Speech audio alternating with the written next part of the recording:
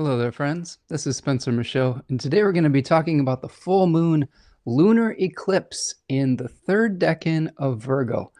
Hope that you're having a wonderful afternoon out there. We're going to be breaking it all down. We're going to be talking about the decans. We're going to be talking about fixed stars associated with this particular eclipse.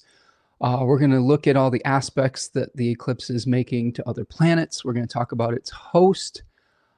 We are going to break it all down in depth and in detail, and then we're going to see how the lunar cycle may unfold as we go along in the weeks ahead.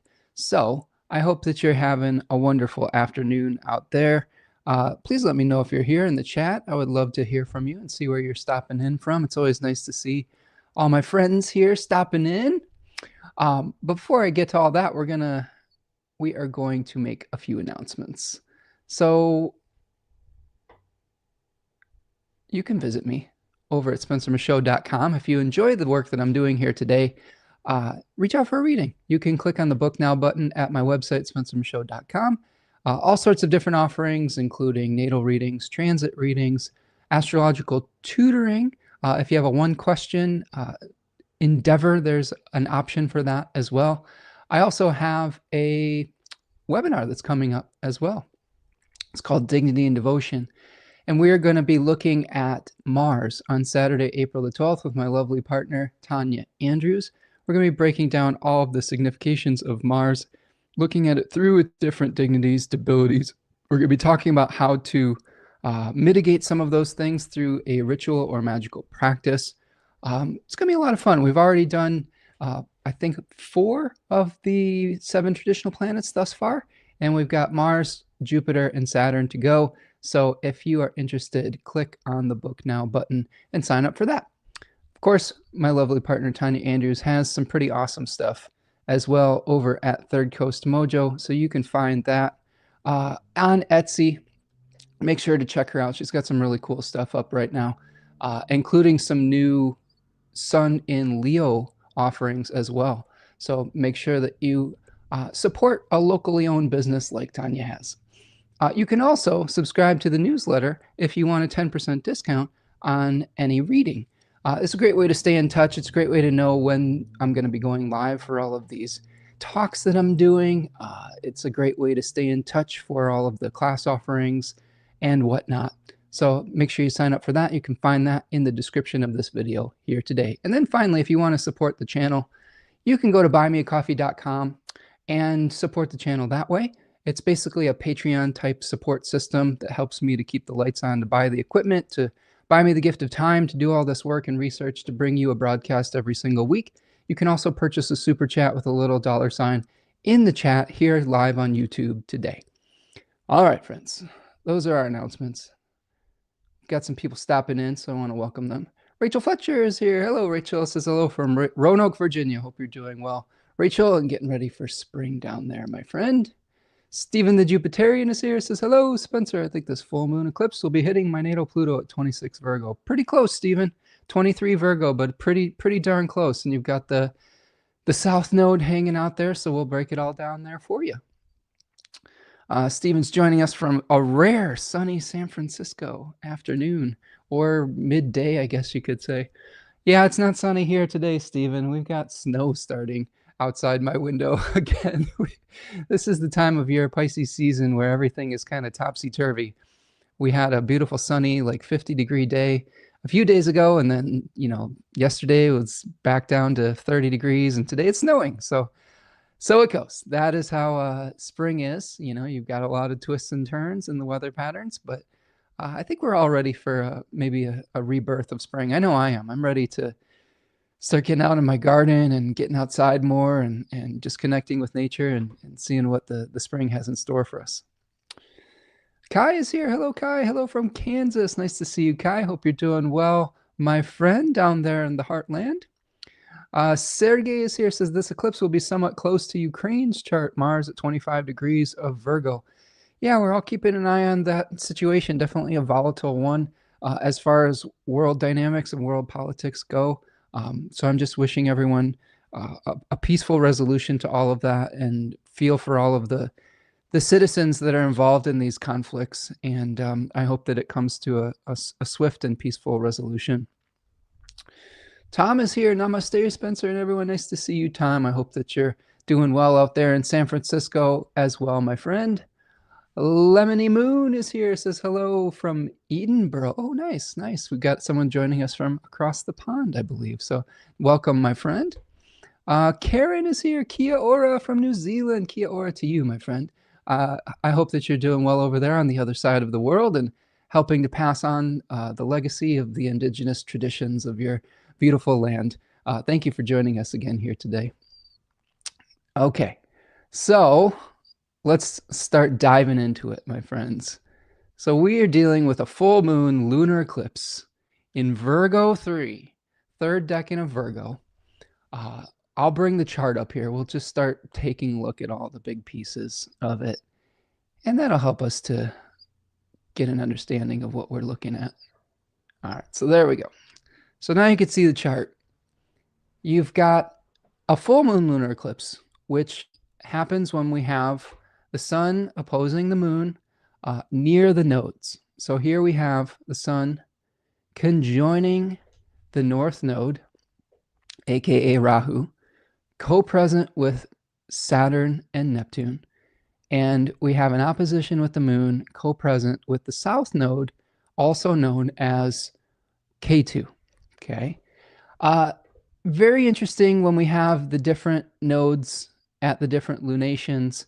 Generally, full moons speak to a ripening of something, potentially a flowering, but also can speak to something coming to fruition and maybe possibly even endings, especially with the south node. The south node is a place that is associated with energy leaving the material plane, and we'll break that down. So we're taking a look at this. This is 23 degrees Virgo, and it's going to be happening on March the 14th of 2025 at 2:54 a.m.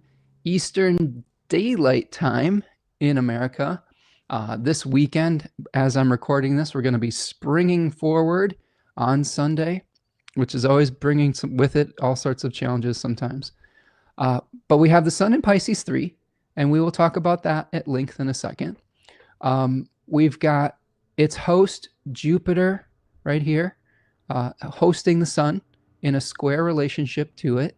So a lot of the experiences that we've been having around our solar consciousness lately through Pisces season have been hosted by Jupiter in its exile. Jupiter in a place that expands options and expands ambiguities. So oftentimes what Jupiter likes to do is bring things together to be able to achieve a goal. It's kind of a harmonizer planet on some level. But when it's in Gemini, a lot of our attention gets split into many different directions, and it can be difficult to figure out where our most important priorities lie. So that's something that we may be dealing with just as a whole. The moon is going to be conjoining K2 and the fixed star Alkes at 23 degrees of Virgo. We will talk about Alkes in some depth as we go along, but Alkes is basically a fixed star that is related to filling a sacred cup. It's in the constellation Crater. I believe Crater is what it's called, which is the sacred cup of Apollo, and it is unified with two other constellations, Corvus the Crow and Hydra the sea serpent. And there's a myth that I will break down around that, but the basic details with that is that it's about having a sort of a divine mission, a divine purpose. We'll talk a lot about legacy and how we fulfill those legacies as we move forward today. The host of the moon is Mercury, which is in aversion to the full moon lunar eclipse, but also stationing retrograde. So we've got a Mercury that's slowing down, getting ready to turn backwards. So we may be feeling like reviewing the types of legacies that we want to pass on, the use of our material resources, whether it's to complete a project that we've been working on for a long time, or pass on our material resources as a seed for the next generation or whatnot. But definitely themes of review and letting go at this full moon for sure. And then, of course, we have the full moon trining Uranus at 24 degrees of Taurus. So we may have to do things in a innovative way. We may have to have some outside the box thinking in regards to that. We may have some interesting ideas that come to us that break us out of our crystallized patterns and ruts, especially when it comes to taking care of our environment and having humility in the face of nature. We're facing a lot of crisis lately in regards to our beautiful planet and how we take care of it. And there's all sorts of existential and real threats that are coming down the pike for this beautiful planet. And we have to figure out how we want to join together and unify together to create a place that is habitable and joyful to be a part of. So that is our trine to Uranus. We, of course, have Saturn, Neptune, and Rahu all co-present with the sun. Saturn's going to be separating, or the sun is going to be separating from its cazimi during this full moon eclipse. So we have a renewal of Saturn in the heart of the sun just prior to this full moon, which is a pretty big deal because it's giving us a new blueprint, a new architectural landscape or blueprint to build from. So we will probably be getting quite a few messages as far as what the new structures of our societies are going to look like in the lead up to this full moon lunar eclipse. And of course, with Neptune in the North Node there, it may be increasing our desire to unify, increasing our dreams and visions. It can also increase our delusions. So I think that we have to look at it both ways, and maybe Saturn's role within that is one of a sober influence, trying to help bring a sense of reality to that stack up with Neptune in the North Node. You, of course, also have Jupiter squaring both of the lights within this, so we have to be very careful of overdoing things and taking on too many ideas. And we have Venus and Jupiter both in exile. Venus retrograde in exile, Jupiter in exile. We're reviewing our value system. We're reviewing our sense of dependence and independence, and getting ready for both Venus and Mercury to be renewed in the heart of the sun in the weeks ahead as well. So, all right, so let's take this piece by piece. We'll go back. I just wanted to give you kind of a brief overview of what we were experiencing here. I'm going to check back in with our comments here. Candy Corn is joining us. Says, hi, Spencer from windy Connecticut. Nice to see you, Corinne. I hope that you're doing well and surviving the wind and aren't getting blown away like Mary Poppins. I was out for a walk yesterday and the wind was pretty fierce here in Michigan. It was cutting right through you. So bundle up if it's cold. Sergey says, my moon is at 22 Pisces. Saturn is this year's Time Lord. We'll see what happens at the eclipse. So Saturn hitting my moon. At least I've got Venus at 22 of Cancer, trining that mess. Well, this is probably a big one for you, Sergey, because that Saturn cazimi is happening right on top of your moon at about 22 degrees of Pisces. So probably some very big changes for you, or new structures coming into your life, my friend. Steven says, the moon is my Time Lord now as of March 1st, 8th house perfection year. Well, happy birthday, Steven. And get ready for a year of waxing and waning, so to speak, with the moon. Sometimes lunar years can feel like there's just a lot of changes happening, but everything is a phase, so to speak, right? Joey Courtney is here. Hello from Plymouth, Michigan. Hey, Joey, how you doing? Right in my backyard. I'm over in Ipsy, my friend. So thank you for joining us here today, and hope that you're doing well out there in Plymouth. Lauren is here. Painted Turtle. Hi, Spencer, and hello, friends. How you doing, Lauren? Hope that you're having a wonderful afternoon, I believe, out in Kansas City as well. Okay, so let's start taking this piece by piece. What I want to start with, the sun. I think that it's important to really break down what the solar significations are during a lunation cycle, because the sun is bringing us a spotlight. It's bringing us a conscious impetus for moving forward in our lives. The moon is a body. The moon is what is collecting the light of the sun. So these intentions often come from the solar consciousness, and we're catching all of that within a lunar body and seeing it manifest in some of the themes of the moon. But understanding what the sun is trying to achieve during this time period, I think, is an important place to start. So here we see the sun in our chart at about 23 degrees of Pisces, hanging out in a decan associated with the 10 of Cups. And this decan shows us a beautiful rainbow, sort of an idyllic view of a happy family or something like that underneath this rainbow. It's associated with Mars as far as its face ruler. We, of course, have a Jupiter-ruled sign of Pisces, but Mars is the face ruler. So we are going to be looking at themes of idyllic crusades, sacrificing for your vision. You know, Mars is a planet that likes to move towards its goals in a straight line. And when you have Mars in a Jupiter-ruled sign, you are maybe sacrificing or fighting for the dream, the vision, the unified goal. And sometimes that takes sacrifice. So this is part of the themes that we're looking at here. The emotional heights of agony and ecstasy. This decan is the end of an emotional process. We'll talk a little bit about the concept of Malkuth today, which is the sort of the last sephira in the Kabbalistic tree of life, where everything is kind of draining into. And Malkuth is sort of the manifestation of the end of the rainbow that we see here.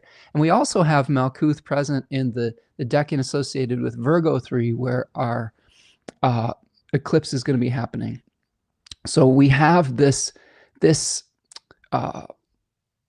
series of endings, one ending being an emotional one, maybe the ending of a dream.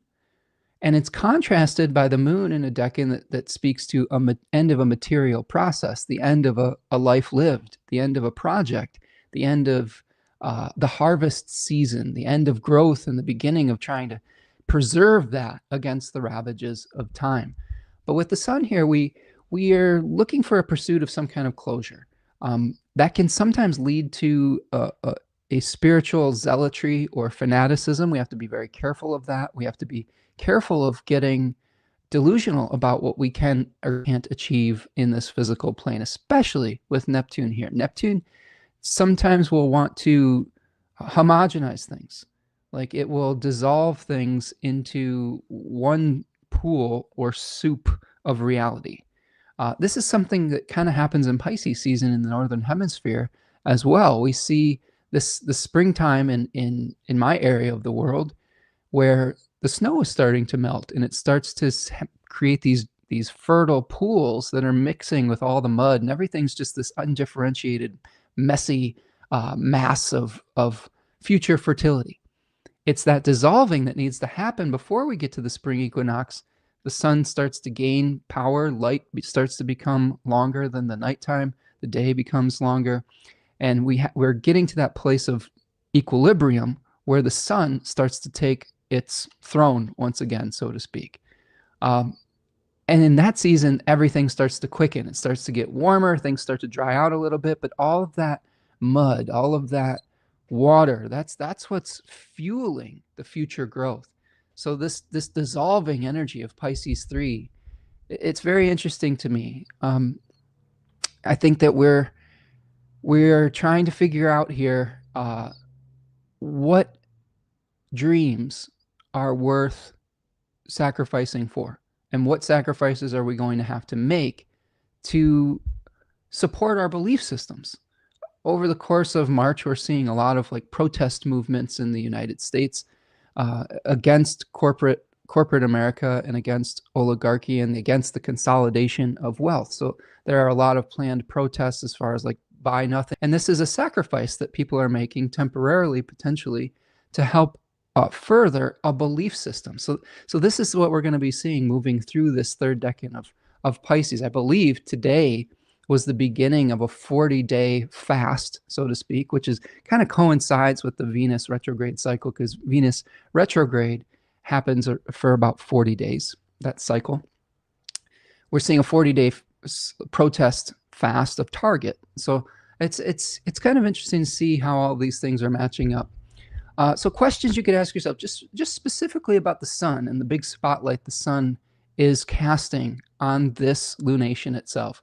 What ideals are worth sacrificing for? What kind of things do you have to give up, but for a higher purpose, to bring something about, to give birth to something in the future? Remember, this is the transition between winter and spring. Okay, so this sacrifice is not for just nothing. This is sacrifice to create new growth into the future, right? Everything is melting, and all of the old matter is decaying during this period of time to provide future fertility for the next generation of plants. One of the things that I've been reading a lot about lately as I prepare for the next season of my garden is, when do you clean up, quote unquote, the garden? And, you know, a lot of people are speaking about just leaving the mess, because there are different insects and pollinators and bees that use the hollow tubes and old stems of flowers to lay their eggs and to create that next generation. So that's one interesting meditation, is how do we allow for certain things to be messy to create future fertility? Why do we need to necessarily have everything have to be so clean and orderly? And that could be a question we're asking, especially at a Virgo full moon. So how far are you willing to go to succeed? Which role are you playing, martyr or savior?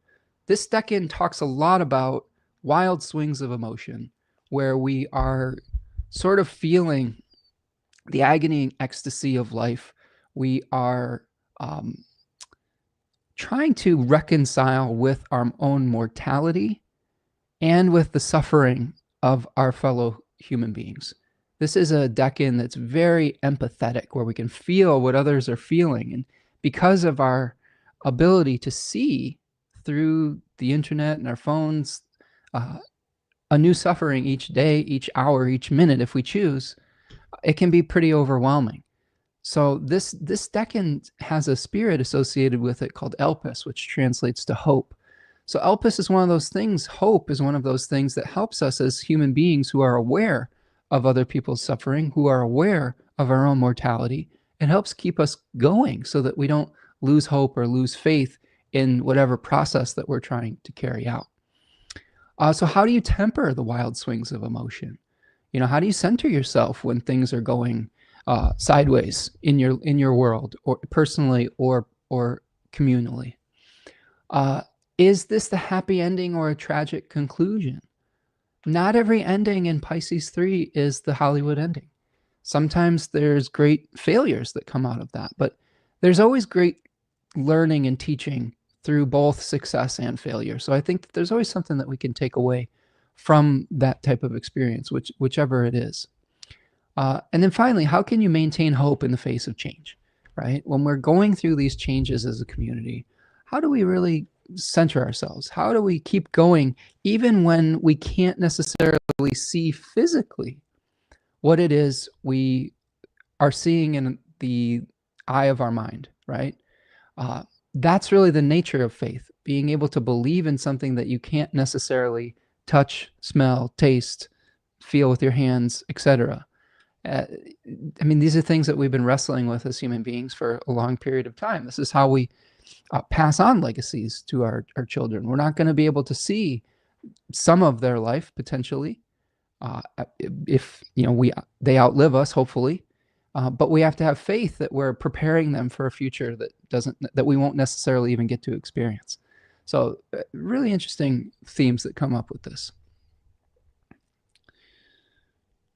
Okay, so that's the sun. Now, we talked about the host of the sun being Jupiter. That decan of Gemini is related to the Nine of Swords. I'm not going to bring up the slide for this, but the basic gist of Gemini 2 is that is also a Mars ruled decan, and it's sort of feeling the pull of two irreconcilable opposites, two things that we want to do that are very difficult to bring into harmony, into unity. That makes bringing all of the elements that we need together to achieve a dream kind of difficult, because our attention's split in a lot of different directions. I've been experiencing this lately. we've been working on a lot of different projects professionally and personally, a lot of which have to do with like taking care of our aging home. And there's just so many things to do that it feels like you're pulled in many different directions, not only with like research about how to fix something, but pulled in different directions with where to allocate resources. Sometimes when you have multiple projects, you just don't have the resources to do every single thing right away. You may have to learn how to prioritize. You may have to say, which of these things is most important in this moment? And if you are able to juggle multiple things, that's great. But I think what I've found is most effective is I'm in maintenance mode with a lot of projects. I'm saying, okay, what is the next step to move this forward? And then how can I put most of my attention in this moment on the project that has the highest priority, right? If there's some action that needs to take place, I will try to do that action, but I don't necessarily feel like I have to complete every single project right away. Because if you try to do that, you'll drive yourself a little bit crazy. Let's see. Lauren says Pisces 3, very difficult placement for us visionaries with Neptune there. We can feel the progress of our vision. We really wish to earth is something I heard the other day, very Piscean. The ancient soul longs for ancient peace. It's kind of a stuck decan in the cyclical world of change, past and future. Yeah, I would agree with that on some level. I think that it's a transition decan. It's one before birth, right? It is one before action. So sometimes we have to get in touch with our purpose before we can truly commit to our actions out in the world. If you think about Pisces related to the ninth house in the Thema Mundi, oftentimes we have to find our spiritual purpose before we go out into the world and do something with it. If we don't know what we truly believe in, taking a unified action that will lead towards a successful conclusion becomes more difficult. So I think that there's inner journeying that happens in Piscean manifestations, season, etc. It's a somewhat of a planning, but also having faith in the process. You make a plan. I don't even know if it's about a plan. A plan is not the right word. You have a vision, right? This is the time to create the vision, but not necessarily to be overly attached at the method to get the vision across, because there are some beautiful miracles that can happen within this series of decans if we just surrender to the vision and then allow the co-creation to happen with the divine. Julene is here. What's up, Julene? Says, hi, Spencer. Happy to catch some of your live today. Nice to see you, Julene. I hope that you're doing well, my friend, down there in Arizona, and that everything is going well. I think I got an email from you the other day. I get so many communications, and sometimes some things slip through the cracks, and I can't remember if I responded to it or not, but I'm very excited about some of the changes that you were sharing with me, and thank you so much for updating me on everything that's going on in your life. So if I owe you an email, I apologize, but I'm super happy for you and your situation there. Okay, so let's go back and let's talk about the moon, because we're looking at this moon. It's in Virgo, conjoining K2, aka the South Node. Sort of the, not to be too crass, but it's kind of the anus of the universe. It's like where things are being processed and released, right? North Node, maybe a place where energy comes in, a place of increase. South Node is a place of decrease. And we need decrease in life. Sometimes we just have too much, and we can clear our minds and get more focused when we release things. So that'll be part of this journey as well. Lauren says, that's actually a very helpful insight for me currently. Thanks, Spencer. Well, thank you, Lauren. I appreciate it. So we look at Virgo 3, and here we have a slightly different vision. We're still dealing with 10, the number 10. We saw Malkuth related to the Kabbalistic tree of life. And Here we have Malkuth, but repeated not in the world of, I believe it's called Bria, but this is the world of Asya. And Bria, I believe, is the water element. And here we have the earth element. So this is a decan that is the ending of a material process rather than an emotional or a visionary one. The end of reality, right? So here we see in this card a figure who is reflecting upon a life well lived, potentially. We see an old man surrounded by what could be his family, or it could be a memory. We have this arch that acts as somewhat of a threshold. And some of the Decanic authors talk about that threshold as the threshold of death. Austin Cabot calls this decan the sarcophagus. You know, there's themes of mummification, preservation to pass something on to the next generation. There's also themes of decay. So when we put those two things together, we're dealing with order versus entropy.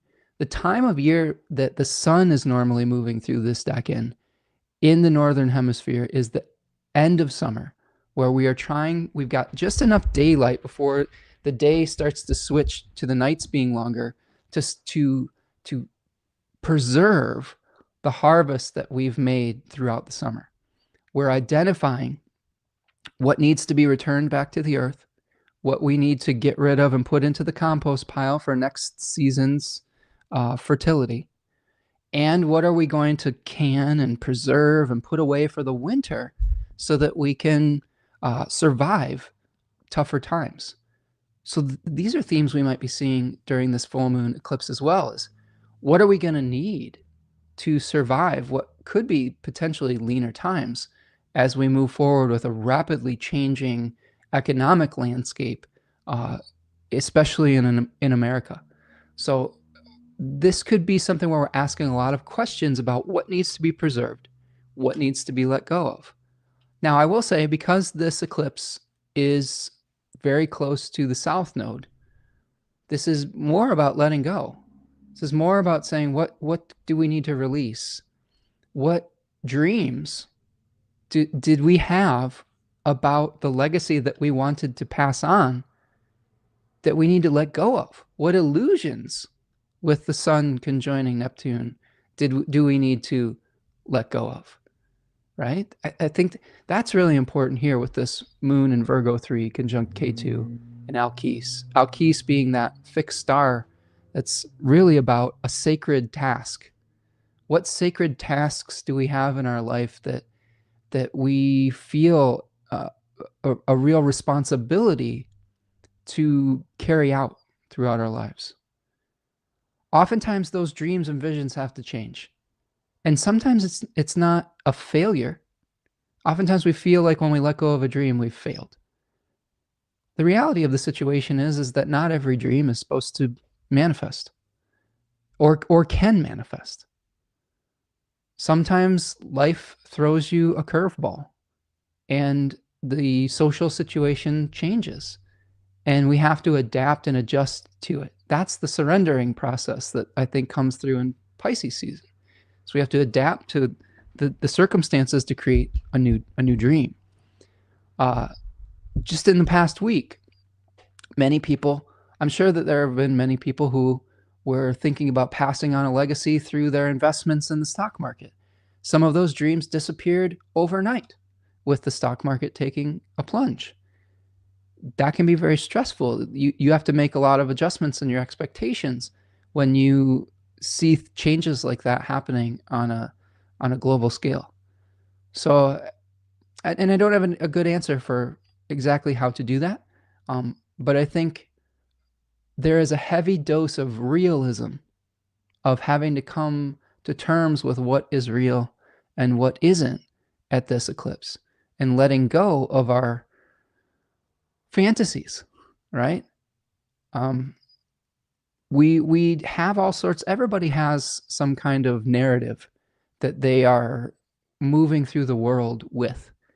And when we are faced with great challenges as a collective, we often, the sadness that we feel Often the sadness that we feel is due to things not turning out exactly how we expected they were going to. Now, there's two things that you can do in that situation. You can hang on so tightly to that which is decaying that you crumble with it, or you continue to suffer due to an attachment to a dream or an illusion that isn't based on anything real. Or you can become flexible, like bamboo, which is something very revered in Chinese culture for its resiliency. And you can bend and without breaking and make adjustments to your lifestyle and to your vision and to your dream so that you can come into alignment with the circumstances that are required of you. Now, that doesn't mean that we have to capitulate to evil or to abuse. Sometimes the adjustments that we have to make are ones towards resistance. You know, if at certain points in our life we were complete pacifists and we just didn't believe in any conflict at all, sometimes life will throw you a circumstance where you have to stand up for yourself or stand against something, even if it's not just to defend yourself, but to defend the people that you care about, whether it's your own family or people in your community that are vulnerable.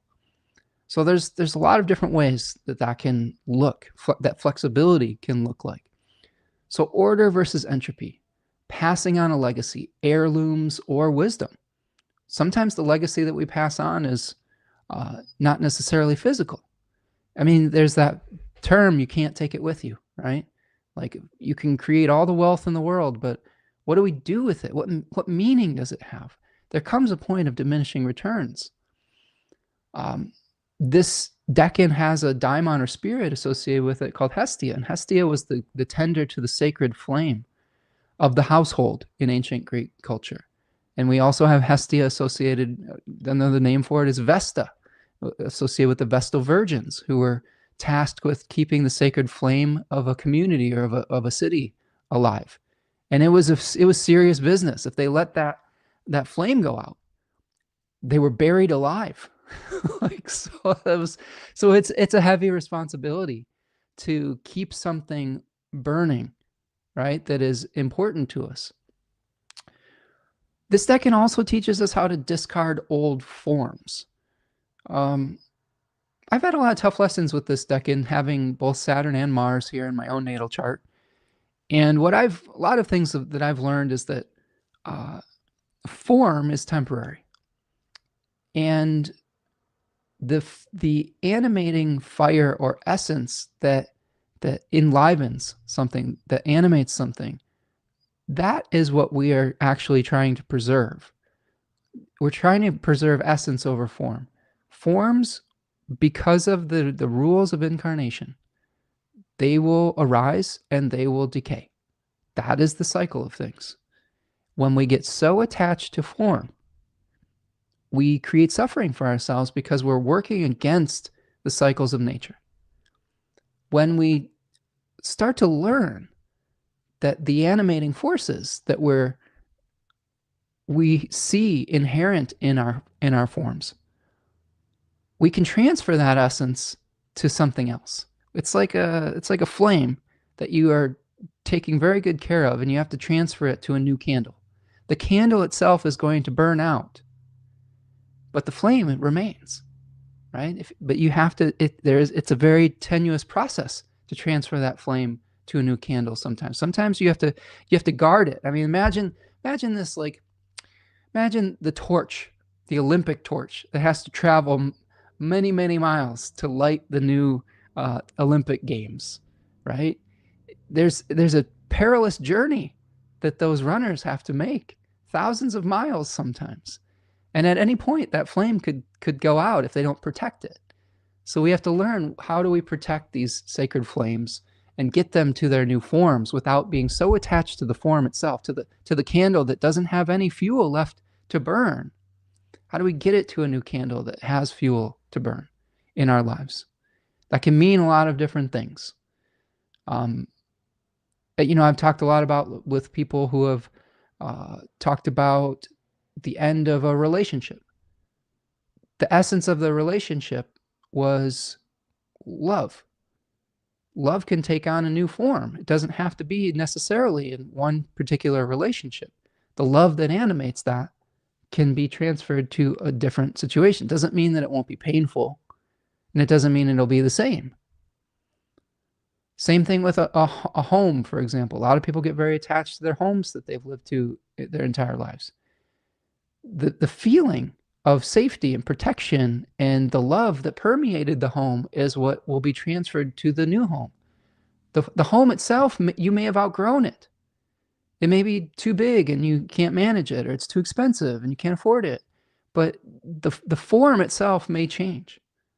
But the love and the essence that impermeates, that makes it alive, that's what is worth preserving. So coming to terms with the corruptibility of matter. It's the same thing with our bodies, right? This decan it's a Mercury decan, Mercury ruled decan. It's very, very powerful for Mercury. It's the maximum degree of fall for Venus. So oftentimes with this decan, we're coming to terms with aging, with lines on our face, with receding hairlines, with gray hairs. And it's the same exercise, recognizing that the things that animate us as human beings, it's not necessarily just the body.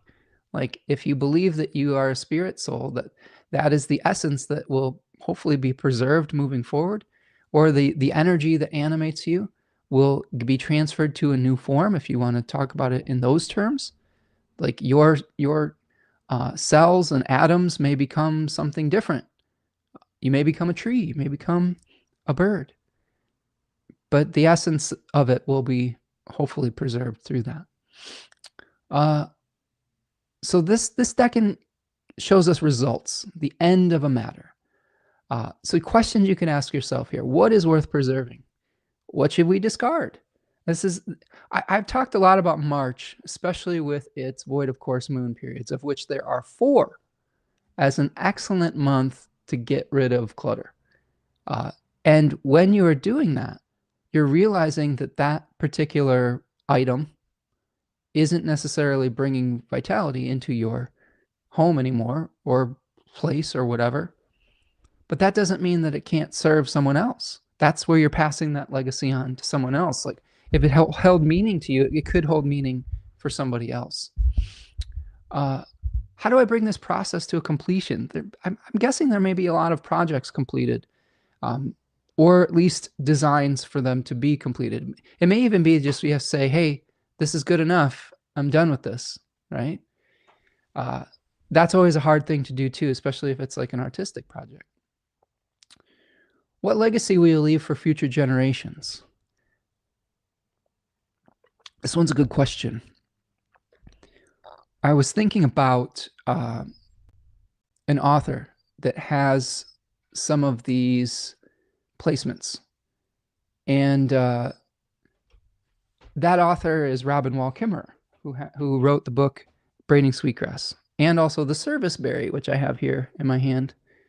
Beautiful little book about reciprocity and gratitude. And she's a Virgo 3 Sun and Mercury. Her books really speak towards preserving ancient traditions, ancient respect for nature, ancient ways, and helping us come to terms with some of the ends of our material processes as well. I really highly recommend her books if you haven't checked them out yet. She's an excellent, excellent author, and really is doing, I think, some great work passing on important wisdom, indigenous wisdom that has the possibility of being lost if we don't have authors like her putting it into writing. I actually gifted one of these books to my father a few months ago, because I was so moved by it. And I was like, he's very into birds and nature and preservation. And my partner said, I was happy the other day because my dad on the phone was saying that he was reading the book.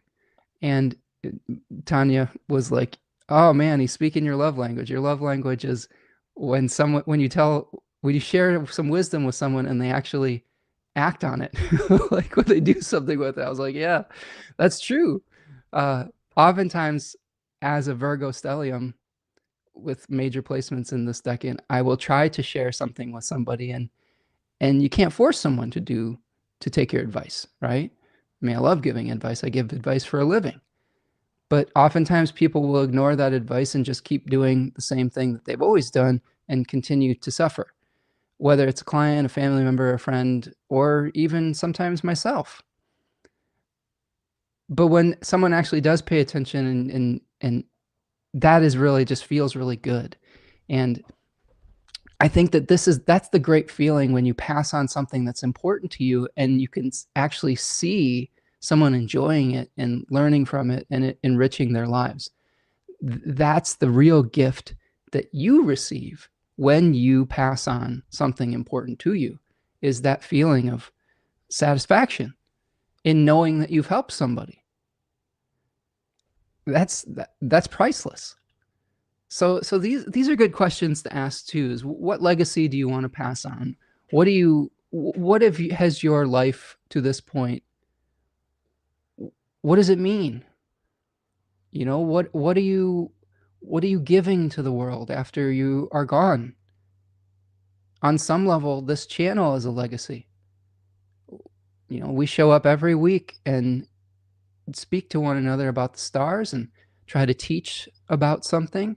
I'm sure that if someone finds this, I'm hoping, this is my hope, if someone finds this in 2130, if it still exists, you know, if the internet still exists, and they were like, wow, that's a lot of information about the decans, or that's a lot of information about astrology and what life was like in the 21st century, and then that will be valuable.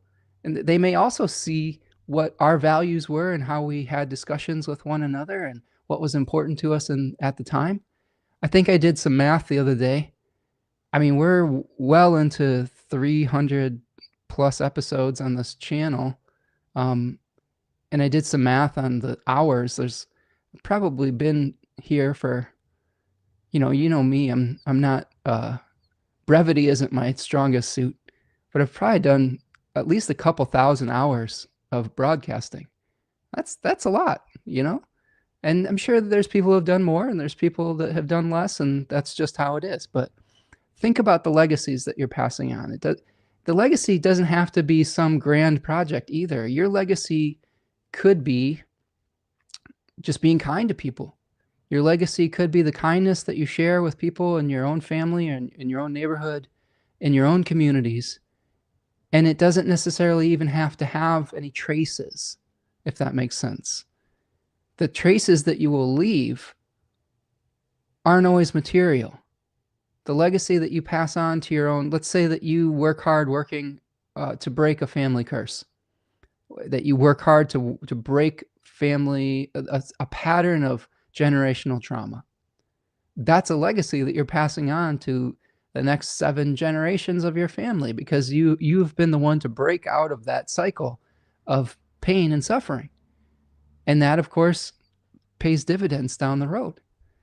So this is 7 generation thinking, right? Where you are thinking about not about what just tomorrow is going to bring, but how are you going to, what are people 100 years from now going to look back on and see as far as the choices that you made? What, I guess this is sort of I don't like this kind of question. People say, well, what side of history do you want to be on? I mean, that's a good question. I don't know if history necessarily has sides, but how do you want your choices to reflect your values 100 years from now? Let's see. How can I pass on essence when form fails? I think we've covered that. And then finally, what is really of value, right? Virgo is a sign, an energy, and Mercury is a planet that is very good at discerning value. We often think of Virgo as a sign that is critical and finding a flaw. The flip side of that is being able to figure out what is truly valuable. Like that is something that we don't talk enough about with Virgo placements. Is yes, you can identify weaknesses and flaws in something, but you can also identify when something is really good because you've seen all the crap. You know, I'm not someone often that gives in my personal life, because my standards are fairly high. It's hard for me sometimes to truly give a real full-bodied compliment, right? I'm always trying to shore up a weakness, but there have been times where I've seen someone do something just so amazing, and I was like, wow, that is incredible. Like if you get a genuine full-throated compliment from me, it's because I truly value something that you've done, you know? And I think that this is true with Virgo. Virgo just does not give out hot air praise. You have to earn it, you know, like that is in their eyes, and it may not always be true, you know, but I think that there's nothing that feels better than getting a thumbs up, job well done from somebody, a Virgo in your circle. You know, I had this the other day. Like I have a neighbor that I share a driveway with, and I've been clearing the snow for both driveways, and he's a Virgo sun, and he was like, wow, you did a really great job clearing the driveway with your snowblower the other day. And I was like, I was just feeling the glow of basking in a Virgo compliment, which are hard to come by sometimes. So I think that it goes both ways for sure. Okay, so let me check in with the chat here. Sorry, I was kind of in the zone. And let's see. Julene says, I did send you an email. No worries to respond. Just wanted to update you and let you know how thankful I am for your advice. My recent reading for you. You just nailed it. Oh, Julie, thank you so much. Yeah. We had a reading where I think we had the February 23rd date where we were talking about Mars stationing direct and some changes that could happen based on that shifting of Mars. And sure enough, it sounds like the circumstances changed for the better around that period of time. So astrology is pretty amazing, and it's really just nice to see, you know, something coming to fruition that we've had kind of on our radar. Even though we sometimes get validation from astrology, sometimes even in the moment we still are like, man, is this going to work out? And then when it does, it's so there's so much validation to that. So I'm happy to hear that, Julie. Lauren says, I've seen Virgo 3 placements really struggle with the idea of material wealth as security. Tony Jones has an amazing mantra called currency, the idea of our own energy as currency. As someone who has moved a lot and enjoyed it despite whatever circumstance, I love your thoughts on home. I have always created a beautiful home no matter where I've been because of the love I have for my family, no matter what resources we've had available or where. Absolutely. Yeah, Lauren, I mean, I think that view on home was well earned in my youth. I moved a lot, so I wasn't allowed to get attached to one physical space, but I did still have the love of my family, or at least for the most part. You know, like even when we moved, like the bonds that we had just shifted with that. And yeah, as fellow Cancerians, one Cancer to another, it's sort of like the hermit crab. You know, you feel a little vulnerable for a little while when you're changing shells, but eventually you settle in and life goes on. You know, so I think it's a good way to move through life, kind of practicing non-attachment on some level. But it's not being attached to anything. You know, like being attached to essence is different than being attached to physical form. Although there will be some practitioners that will argue with me that you shouldn't be attached to anything, and they may be right. But I think it's a lot easier to come to terms with non-attachment with form rather than with ideas or faith. Julene says, oh my goodness, how interesting. Uranus is currently conjunct my Vesta in Taurus, and Saturn in the 10th is sextile. Well, that's pretty cool. So some changes with the sacred flame that you're keeping. We each have sort of a Vesta placement in our charts, which is an asteroid, um, and that can give you some really good insight into what type of sacred flame you might be trying to tend to in your life. Like I believe my Vesta is at 9 degrees Cancer, so Cancer 2. I may find the sacred flame in one-on-one personal relationships, and that's that's true on some level. I work a lot with one-on-one with clients and with my own partner and things of that nature. So it's something to look at if you want to figure that out in your own chart. Okay. Yes. So Lauren also, I believe talked about this. Yeah. So Lauren moved as well, right? So as cancers who moved around a lot, we have to like take that essence with us for sure. Julene says, I was just asked this morning to address a large group of physicians regarding the state of corporate versus independently owned healthcare and how doctors can maintain their well-being and agency. I've been waiting for this opportunity, but nervous all the same because I need to stick the landing. I'm very passionate about this and don't want to see good doc give away their power. My goodness. Well, that sounds like a legacy crafting experience.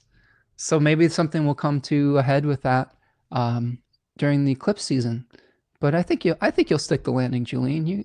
You are a talented and knowledgeable person, and I think that people will benefit from your wisdom. Joey says, my moon is at 21 degrees Virgo and also my first house ruler, so I feel like I've been living this my whole life. Oh my goodness, Joey. Cultivating the wisdom to know which parts of the self to shed and which to carry forward and adapt to the next chapter has been a lifelong lesson for me. Yeah, Joey, I feel you on that, friend. I've got Saturn at 21 Virgo and Mars at 28 Virgo. So take all those like lunar significations and then try to live it in a malefic way. Like it's tough. Those lessons are tough, but yeah, I hear you with the trying to figure out what stays and what goes is a real important question that we have to ask ourselves. Coming to terms with decay.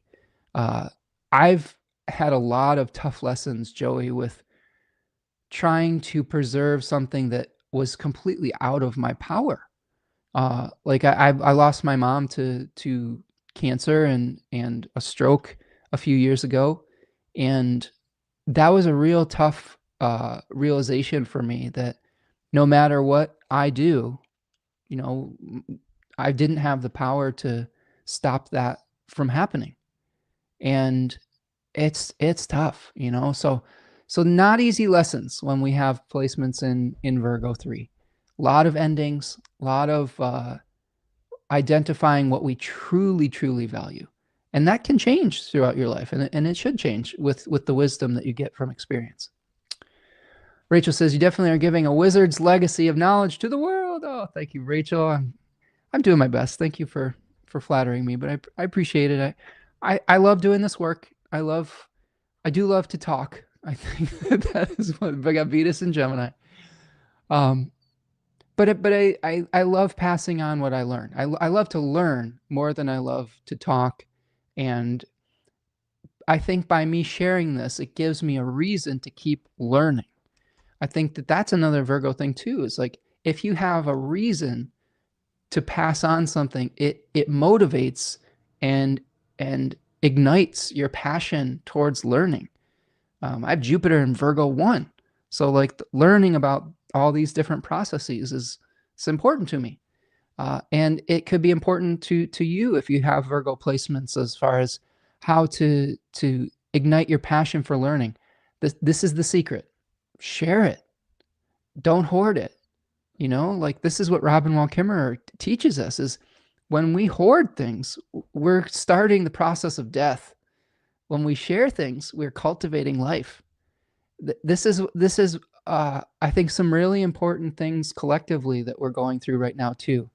A lot of our news cycle has to do with hoarding resources and sharing resources and seeing the difference in people's values when it comes to that. And the hoarding of resources that we're seeing on political scales right now are creating death.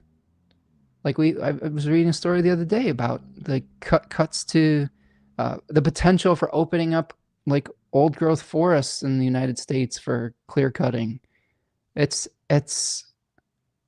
yeah. There was a line I wanted to share this because that I saw that story, and then I was reading this beautiful book, 36 Faces, by Austin Coppock, and it just stuck out to me. Um, So he says Agrippa's 3 books of occult wisdom continues the jolly theme, picturing a white woman and a deaf or old man leaning on a staff. These images are signifying weakness, infirmity, loss of members, destruction of trees, and depopulation of lands. Indeed, time and space are diseases for which there is only one cure. that was like, I was like, oh wow, okay. So we've got an eclipse about the destruction of trees in Virgo 3, and then we get news that the United States government wants to open up old growth forests for mowing down. So it's hopefully, as someone who is very passionate about preserving natural spaces, hopefully we can figure out a way to stop that from happening. But sometimes astrology is just it's right on the nose, right? Right on the nose. Let's see. Yes, Julian is fighting an important battle for sure. Let's see. Steven says Virgo is in my 10th house. I have a south node and Pluto there. Nice, nice. Kai says I agree with your Virgo observations. I have my MC and Venus in Virgo 3. Well, yeah, Kai. So that's a tough Venus placement, right? Because we are trying to hold together things that we're seeing decaying. You know, I've told this story ad nauseum about my Virgo 3 experience, but my Virgo 3 mantra is the story of me trying to create some kind of concoction to put on my hair when I was noticing my hair was thinning, and it had this really sticky oils and like a bunch of turmeric in it, and it was dyeing everything, including my hands and clothes, yellow. I did it for like a day, and I was like, this isn't worth it. Like, I'd rather lose my hair than have to do this every single day. So we have to be careful of the links that we go to with Venus and Virgo 3 to preserve something. But I do think that there is some wisdom. I think Venus and Virgo 3, if you're working with that planet and you're wanting to do it really well, it's almost it's celebrating when forms are decaying, like seeing the beauty in decay. Like, I can imagine a Venus Virgo 3 going out and going into the woods and coming across a skeleton of a deer and being like, wow, isn't that beautiful? And look at the mushrooms that are growing out through its eye hole. Like, I wonder, Kai, if you've ever had moments like that, because that would be the ultimate Venus Virgo 3, I think, finding beauty in something of that nature. So we've got people who are sharing their Virgo placements. Carol has Pluto at 23 Virgo. Carol, well, this is going to be a big one for you with the moon on your Pluto for sure. Steven says, thank you for that, Spencer. I was afraid of those placements. You validated me. Yeah, no worries. I think that Steven has Pluto in Virgo 3 as well. So we've got a couple Pluto Virgos that are coming into the chat. And yeah, I think that when we have Pluto in this decan, fear of death is a really big one. A fear of getting old, a fear of whether we are passing on something important to the next generation, and fear of failing to do so. So that is something that to meditate on. I would say ultimately, this is the irony of all of this. Ultimately, everything is going to dissolve. Every legacy that we try to pass on, every action will probably on some level be forgotten, which is a difficult thing to reckon with. All of this that we see, everything that we're trying to do, all of these projects are, 1,000 years from now, they may just be dust. But that's okay. Does that mean that we don't live it? No, that means we just enjoy the moment. And we still do try to pass on something for the next generations, right? We don't want to selfishly just say, well, no one's going to remember this. I might as well get mine. I mean, that just creates suffering for people in the moment, let alone the future generations. But yeah, I think not necessarily when we have Pluto placements, that there is definitely things we have to come and reckon with for sure. But eventually, some of those things that we fear can become strengths. Kai says, I do often preach about the wonders of compost, both practically and spiritually. Oh, that's perfect. Yes. I bet holding a freshly warm handful of compost and the beautiful smells that comes with can be a beautiful Virgo 3 experience. Karen has Pluto in 26 Virgo. Oh my goodness. So yeah, you Pluto Virgo 3s will have to tell me your experience of these themes and whether they're resonating with you. Karen says, I teach people how to weave burial shrouds. Perfect, right? We had the name for this, the sarcophagus, which is preserving, the belief that if you preserve a body and help see it through to the next life, so think that, yeah, that's a really great example there, Karen. Okay, so let's go back to our chart. And before I keep going, do me a huge favor, friends. Do me a huge favor. Let's take a little stretch for a minute, and then we'll kind of go to the second half of this. But if you could do me a huge favor, like the video, subscribe to the channel. If you want to make a donation today, it's always appreciated, but your presence here is definitely appreciated one way or the other. Stretch your legs out. Even though these bodies don't last forever, taking care of it as much as you can help it be a good vehicle for the energy that you have.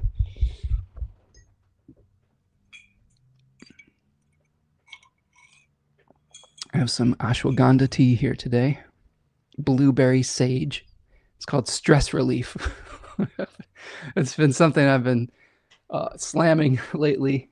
There's two kinds. It's a yogi tea, and I love it. I love them because they have little like phrases on each of the tea bags, which are always nice little messages from the universe.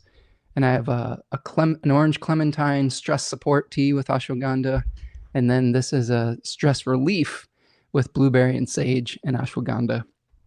And I think it's been helping me, deal with some of the challenges we've been experiencing as a collective and keep my nervous system healthy. Sometimes I can get kind of fired up and I have some anxiety. That's another Virgo signification, is feeling a little bit anxious about the future. And I think that things that we can do to alleviate some of that can help us make better choices and communicate just clearer with our milieu. Painted Turtle says, gotta do more than stretch. Time to walk the pup. All right, Lauren, take care, friend. Hope you're having a great afternoon. Okay. So we've got our stretch break in. So let's kind of take a look at some of the other factors here. So we've talked about, I'll go through these again real quick. So we've got our full moon eclipse. We have the sun in Pisces 3. We've talked about that at length. If you missed that, go back to the beginning of the video. Hosted by Jupiter in Gemini, squared both of the lights. We had our moon in Virgo 3 conjoining K2, the south node, a place of release, a place of letting go. Alkes being the fixed star that's associated with Crater, the cup. I'll show you that real quick. So here's what Crater looks like here. Here's the constellation Crater. And there is Alkes, the sacred cup of Apollo, also associated with the Holy Grail, some kind of divine vessel. It's a container. And we've been talking about containers, sacred containers. The point of the sacred vessel is not the container. The point of the Grail is not the cup itself. It's what the cup contains. Like it's the essence that it contains. So we've been talking a lot about divine containers. Think about Indiana Jones and The Last Crusade. And, the people make a mistake by choosing the vessel that is ornate as the Holy Grail. But, you know, Dr. Jones understands that Jesus was a humble carpenter and that he would have chosen a humble vessel because he understood that it was the essence that it contained rather than the container itself. So yeah, check that movie out. It might be a good movie to watch for a number of reasons, I think, for this eclipse in particular, for the Virgo 3 eclipse. Sacred knowledge, prophetic thinking, passing on wisdom.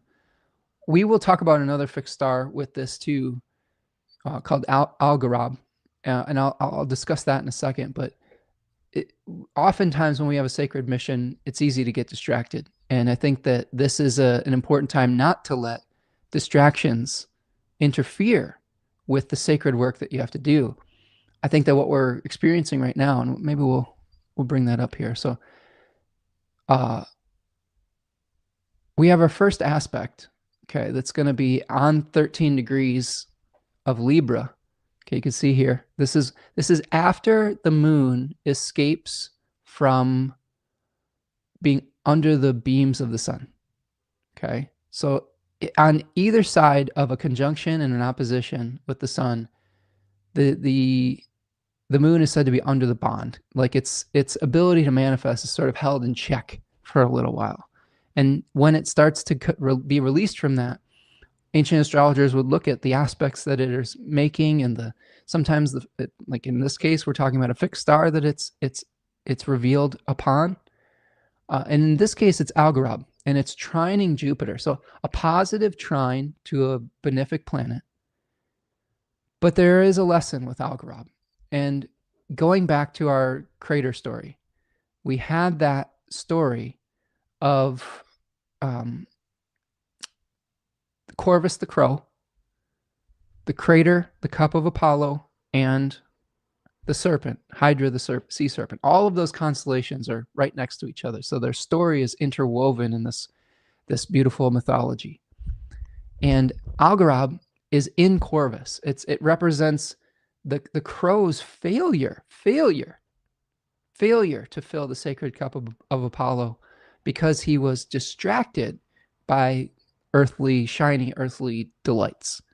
So he had a sacred mission, but he failed to carry that out because he got distracted. He then did not take responsibility for that failure and created an even worse situation by blaming the sea serpent Hydra for his failure. So a few things we can glean from that. First of all, if you have a sacred mission, don't get distracted by all the noise. Like if there's something that's important to you, there is plenty of noise right now. There's plenty of things that are trying to distract you from the most important things that are happening. I've said this on the channel before, but oftentimes what authoritarian rulership will do is they'll try to create a culture war to distract from a class war, from a consolidation of wealth. And that's exactly what is happening right now in the United States, is a lot of cultural distractions to distract away from the extraction of wealth from the American people, of the diversion of taxpayer money from the services that serve them to the oligarchs and to the billionaire class. So we have to be careful of getting sucked into all of these shiny distractions. This can be true in your personal life too. If you have a sacred task that you need to get done, that you need to take care of, for example, I think one of the tasks that I have for the upcoming week, I'm planning on doing my taxes, which is sort of ironic based on, just the previous statement that I just made. Like, we live in all sorts of contradictions in this world. But it's something that, I want to get done while Mercury is in Aries, rather than when Mercury is retrograde in Aries or Mercury is in Pisces, because I might make mistakes. So I've outlaid this time period as I want to do this and get this done. This is a task that I need to get done. It'll be very easy to get distracted towards doing something else. Here's an Algorab distraction. We've got the news stories, the news cycle that we can get wrapped up in. But here's just some more practical example. Like, let's say you have a little dopamine game that you have on your phone. I have one that I play every once in a while to just kind of zone out. If you have a sacred task that you're trying to do, getting too distracted by the game on your phone is going to take you away from completing that. So this is a good reminder that if you have important things that have deadlines, and oftentimes Virgo things have deadlines. When a Virgo season happens, the deadline is winter. Like the deadline is fall and winter. And because when it gets cold, things don't grow anymore. And you better figure out how to preserve your abundance, or you may not make it. So those are the types of deadlines and those are the types of pressures that we feel around these periods of time. So don't let yourself get distracted this week. If you have something that's very important, stick with it. Let go of the shiny dopamine distraction and focus on what really needs to get done. Let's see. Got some more comments coming in. Julene says, so many Virgo folks, Uranus, Pluto, Mars, and Virgo. I really believe the world needs pure intended Virgo medicine more now than ever. I hear that, Julene. We need some reality checks for sure.